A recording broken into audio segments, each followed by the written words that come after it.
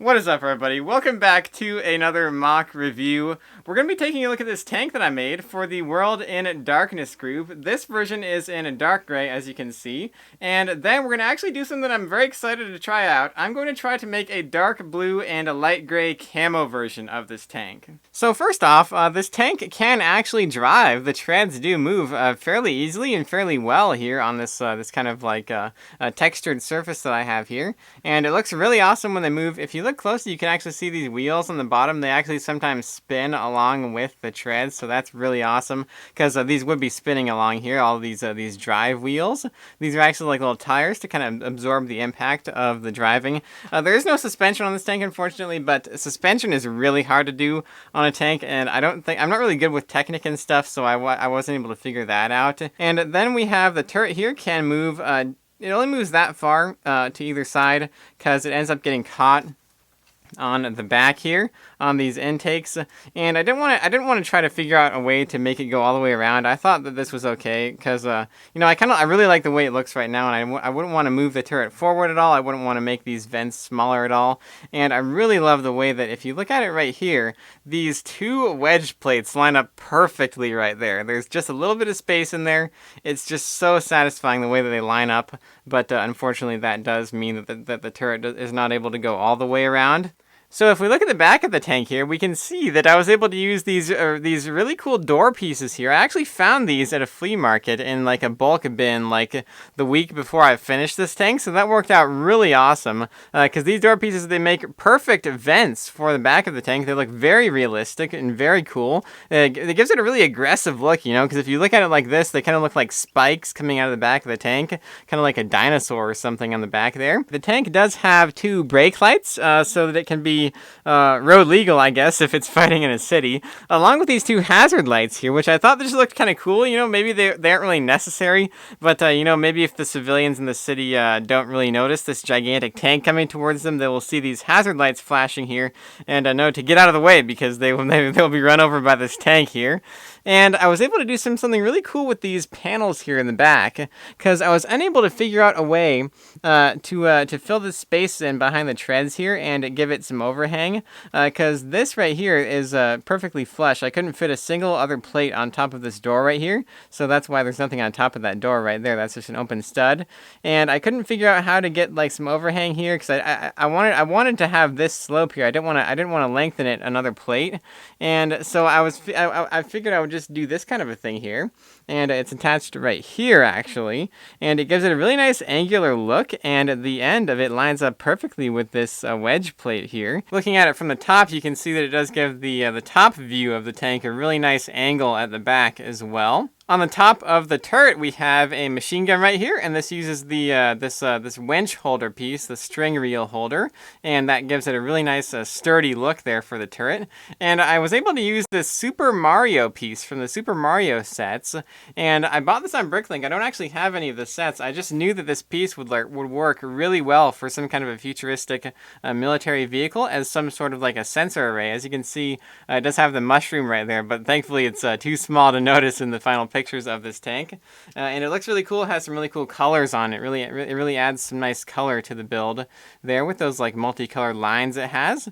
And then we have this thing right here, just kind of another sensor with a 1x1 light gray printed piece on there, really cool printed piece. And then we have these things on either side of the turret here, which I think are some kind of reactive armor things. That's what somebody suggested they could be in my mock update in the comments, and I think that's actually a really good idea for these because they're kind of like digital camo. They look like they would be kind of like maybe shimmering and perform some kind of like reactive armor capability for the tank. And on this part of the turret here, I used one of these old palm tree pieces here to give it a really nice slight slope here coming out of this the square area to the round area of the turret, and I think that worked out really well. This is one of those palm tree pieces in black. And on the front of the tank, I was able to get some really awesome geometry going on here, some really complex shapes and techniques going on. It does have like a machine gun on the front as well that I was able to fit on there. Because, I was thinking this machine gun on the top, it probably can't rotate downwards very far. So if there's somebody like sneaking up on the front of the tank, they could probably get by this one on the top, but not now, not anymore. Not with this one on the front here. This one, it kind of just swivels, and it can swivel anywhere and like shoot really fast at anybody that's coming up to the front of the tank.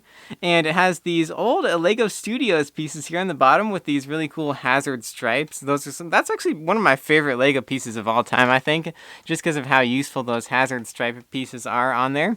And these 1x2 tiles are really cool, the way that they're like slightly offset, just so there's a little bit of space in between them. And I want to open up the front now and actually show you guys the interior on how I made this. So here's the front without the turret on it, and as you can see, this right here is actually built upside down. And this thing right here, that's what I did there for that, to continue this black line here that I was able to get in the front through the back of the body of the tank underneath the turret. So that works out really well. These are these new inverted 1x2 tiles right there.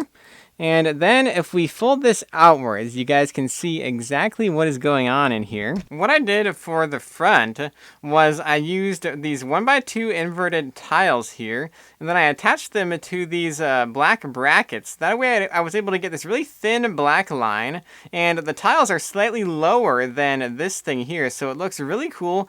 Adds some like different heights to it, and makes it look very, very cool, very detailed.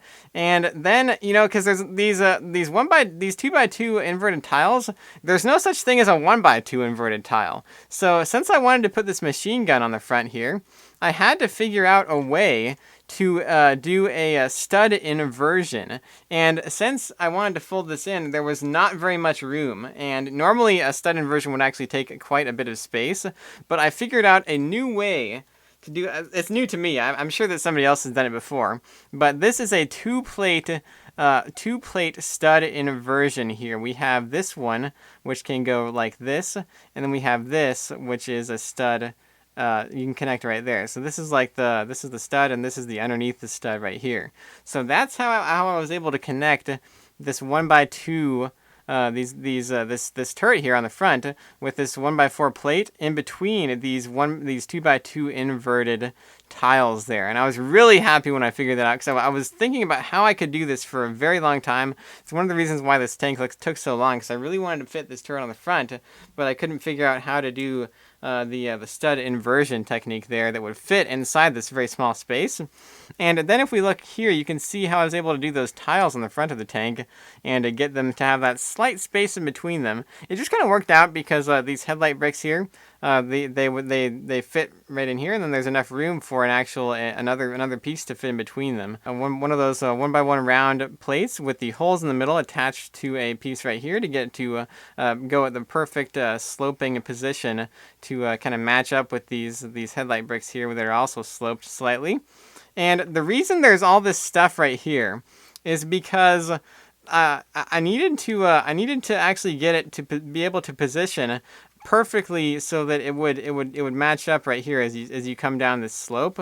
So the only way to do that was to actually to use this bar and clip mechanism here, because there isn't a way to do that with studs. If I had tried to attach it with studs, there's only, you can go one stud or two stud. You can't go like in between. And I wanted it to be exact. I wanted it to be perfectly flush, so I had to use this, because you can push or pull this bar out any amount of distance that you need. It doesn't have to be like a full stud or a half stud. So that's how I did the front of the tank. And as you can see, it's a lot more complex than maybe it looks from the outside. But there's a lot of stuff going on in here to get all these shapes to kind of work and be perfectly flush together. But now we're going to jump straight into a time lapse as we modify the tank and put the camo pattern on it.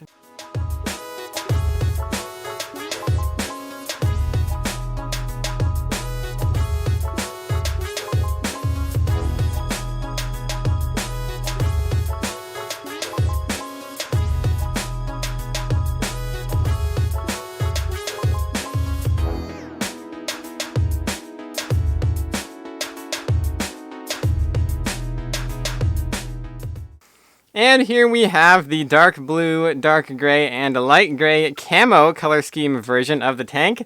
It looks super, super awesome in this camo color scheme. I think I actually like it better than the original dark gray version. What I really tried to do was I really tried to keep the colors like bunched together rather than just kind of like doing like one blue piece here, you know, light gray piece here, and then a dark gray piece here, you know.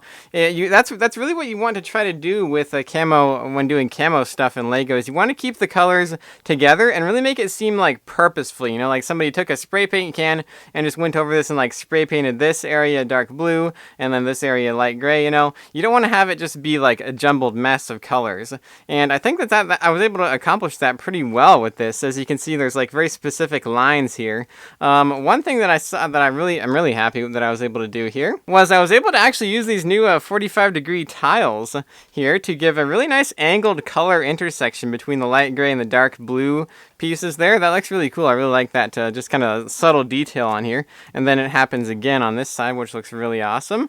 I wish I had more of these pieces because I would have liked to use them more on this, but unfortunately I only have like 2 of those in light gray and I don't have any in dark gray, so I wasn't able to use them to do the intersections between the other colors there. So yeah, it looks really cool. Let's give you guys a close-up of the back. As you can see, again, we have very specific color areas here with the light gray area kind of like bleeding onto these intakes up here. I took these off and I switched out these plates right here on either one of these to kind of make it really look very natural, like somebody had actually painted that light gray on the back there. And I actually changed the color of the truck that I made as well to match the camo color scheme, the new camo color scheme of the tank here. And they look really great together in the final picture, which I'll put on the screen right now. You can also take a look at it at my Flickr photo stream or Instagram page. And yeah, so this truck looks really cool. It does have all the same features as before, and it actually also has a new turret design on top as well. I was really happy with the way this turret turned out here. It has a really cool dark green ammo canister on the side there. And on the barrel of the gun here, we have a piece of flex tube, and this piece of flex tube is actually stuck into the end of a minifigure screwdriver piece right there. And then what this piece is, it's actually stuck on there, and the screwdriver piece is actually inside this, stuck inside the Travis brick here, and then this piece just fits over it. And what this piece is, this piece is the end of a old style flex tube piece right there. There's one of them. You can see it still attached to the actual flexible part of the tube here.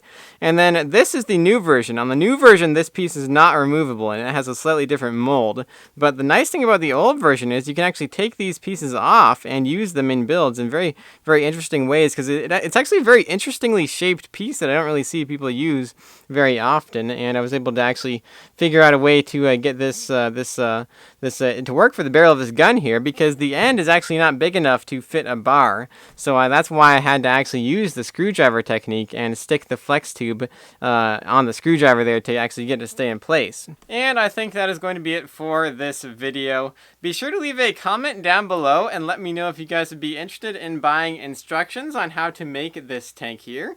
I would sell them for probably like $10 each. And let me know if you guys would be interested in buying full kits of this truck here. They would include all the parts to build it and instructions on how to make it, of course. And it probably costs like $100 for this version, so because the parts are actually kind of expensive to make this version. But I could probably actually make a plain dark gray version available for like $70. So be sure to let me know if you guys are interested in that. And be sure to leave a like on the video and subscribe to the channel as well. And I will see you guys in the next video.